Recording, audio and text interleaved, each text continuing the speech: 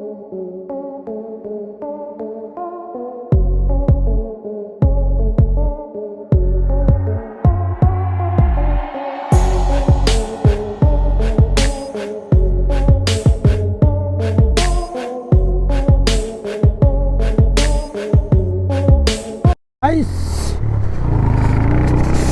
लोग जा रहे हैं भानगढ़ किले में।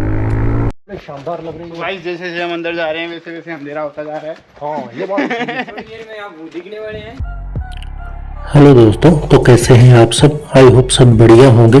तो आज का जो हमारा व्लॉग होने वाला है वो एशिया की सबसे डरावनी जगहों में से एक राजस्थान में स्थित भानगढ़ किले का।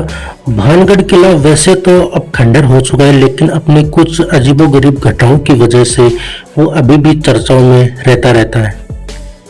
तो हेलो दोस्तों, कैसे हैं आप सब। मैं हूं आपका दोस्त मिस्टर AK नेत्रीवाल। इस बार मैं अपने बाइकर दोस्तों के साथ पहुंच गया भानगढ़ किले में।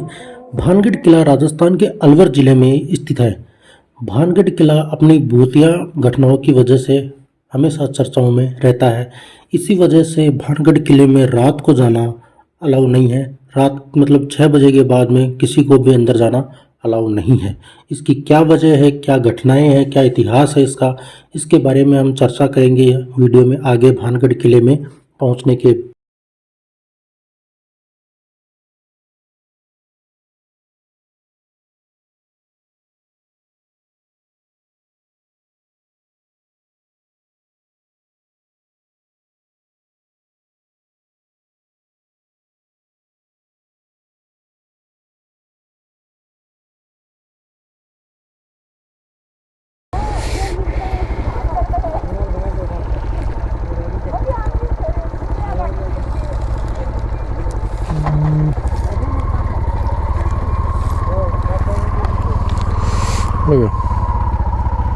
ठीक है भैया। क्या बात है, अंदर थोड़ी लगेगा आपको चार्ज। अंदर वहाँ आगे कोई चार्ज लगेगा और नहीं, गाड़ियों की पार्किंग है ये तो लगेगा।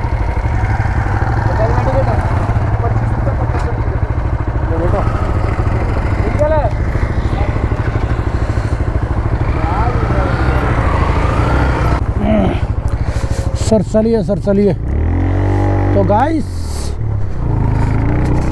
हम लोग जा रहे हैं भानगढ़ किले में।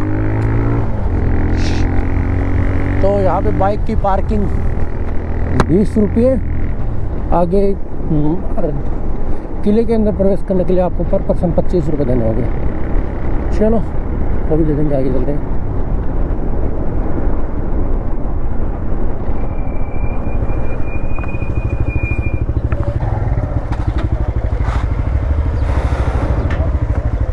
सो गाइस, ये है भानगढ़ का किला। तो बात करते हैं हम भानगढ़ किले के इतिहास की। क्या घटनाएं, किस घटनाओं की वजह से ये चर्चा में रहता है, क्या सच में इसमें भूत है या नहीं।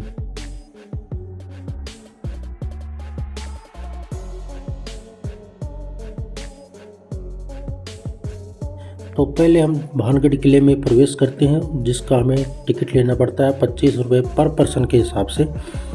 एक टिकट मैंने अपने कैमरे का भी ले लिया, क्योंकि उन्होंने वीडियो बनाने के लिए बिल्कुल साफ मना कर दिया। बोले टिकट लेने के बाद ही आप वीडियो बना सकते हैं। तो हमें एक टिकट और लेना पड़ा।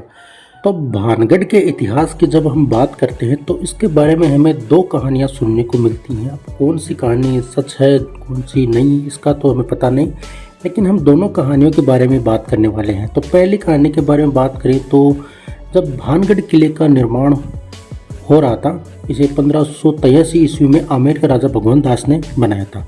जब भगवंत दास इस किले का निर्माण करवा रहे थे तो उनके किले के पास में ही एक साधु बाबा अपनी कुटिया में रहते थे। तो उन्होंने राजा को बुलाया और कहा कि आप किले का निर्माण करा रहे हैं, अच्छी बात है, लेकिन किले का निर्माण करवाइए, लेकिन इसकी जो परछाई है वो मेरी कुटिया तक नहीं पहुंचनी चाहिए। अब उस टाइम पे क्या होता था, जो साधु बाबा या तपस्वी लोग होते थे उनकी राजा महाराजा बहुत ही रेस्पेक्ट या इज्जत करते थे। तो उन्होंने कहा कि ठीक है महाराज, आपने कह दिया तो आप हमारे किले की कोई भी परछाई किसी भी तरह से आपकी कुटिया तक नहीं पहुंचेगी। तो 1-2 पीढ़ी तक ठीक था, लेकिन तीसरी पीढ़ी ने इस बात को इतना दिमाग सीरियसली नहीं लिया और उन्होंने जो किले का काम दोबारा से शुरू करवा दिया। किले की जैसे ही ऊंचाई बढ़ी तो जो परछाई थी वो तपस्वी की कुटिया तक पहुंच गई। अब परछाई अगर कुटिया तक पहुंच गई तो तपस्वी ने राजा को श्राप दे दिया कि आपका जो एक किला है वो हमेशा के लिए ही समाप्त हो जाएगा। अब एक घटना तो ये है कि तपस्वी की वजह से किला जो है खंडर बन चुका है, और एक वजह है वो उसकी जो पैरानॉर्मल एक्टिविटीज़ हैं उसकी भी है। उसके बारे में बात करते हैं कि वो घटना किस वजह से चर्चा में आई।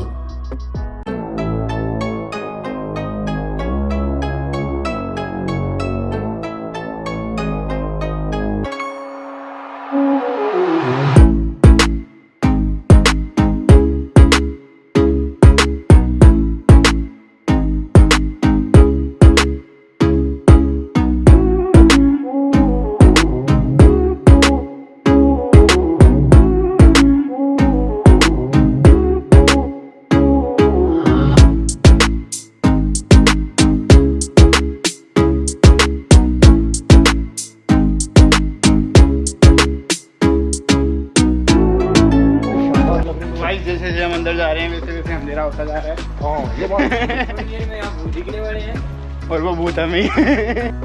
तो भानगढ़ के इतिहास के दूसरी कहानी के बारे में अगर हम बात करें तो भानगढ़ से जुड़ी वो कहानी भूतिया कहानी है। कई लोगों का मानना है कि यहाँ दिन के उजाले में भी अकेले जाने की हिम्मत नहीं करता है। इस फोर्ट के बारे में कहा जाता है कि कुछ लोग शाम के समय यहाँ घूमने के लिए गए थे लेकिन आज तक वापस लौटकर नहीं आए।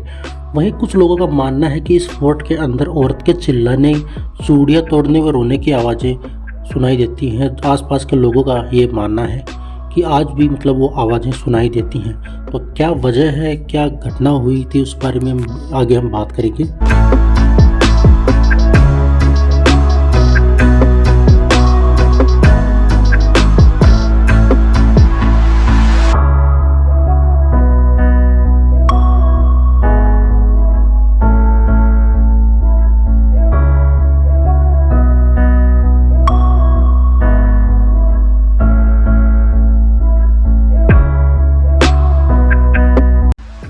भानगढ़ किले में रानी रत्नावती अपने समय की सबसे खूबसूरत महिलाओं में से एक थी। उसकी सुंदरता सभी राज्यों और सीमा से परे चर्चा का विषय बनी रहती थी। उसकी सुंदरता से मुक्त होकर सिंथिया नाम के एक तांत्रिक ने उसे अपने पास काले जादू से लुभाने की कोशिश की। एक बार उसने रानी रत्नावती की एक नौकरानी को मोहित कर उसके पास जादुई तेल भेजा। जब राजकुमारी उस तेल को लगाने जा रही थी तो उसे कुछ गड़बड़ लगी, तो उसने अपनी नौकरानी से पूछा कि ये तेल कहाँ से लाई, क्या हुआ था रास्ते में। तो उसने बताया कि ये तेल एक तांत्रिक बाबा ने आपके लिए दिया है। तेल में कुछ गड़बड़ होने की वजह से, वो रानी रत्नावती काले जादू का थोड़ा ज्ञान रखती थी, उस वजह से उसको पता चल गया कि तेल में कुछ गड़बड़ है।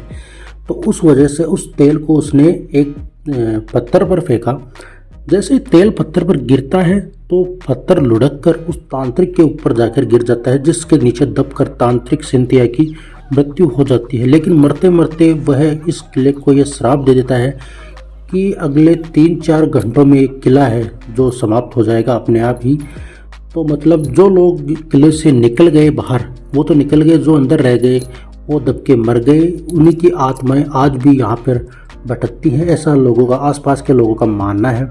लोग बताते हैं कि रात के समय में मतलब यहाँ पे लोगों के चिल्लाने की या चूड़ियाँ तोड़ने की या रोने की आवाज़ें हमेशा सुनाई देती हैं। इसी वजह से रात में जाना इसमें अलाउ नहीं है।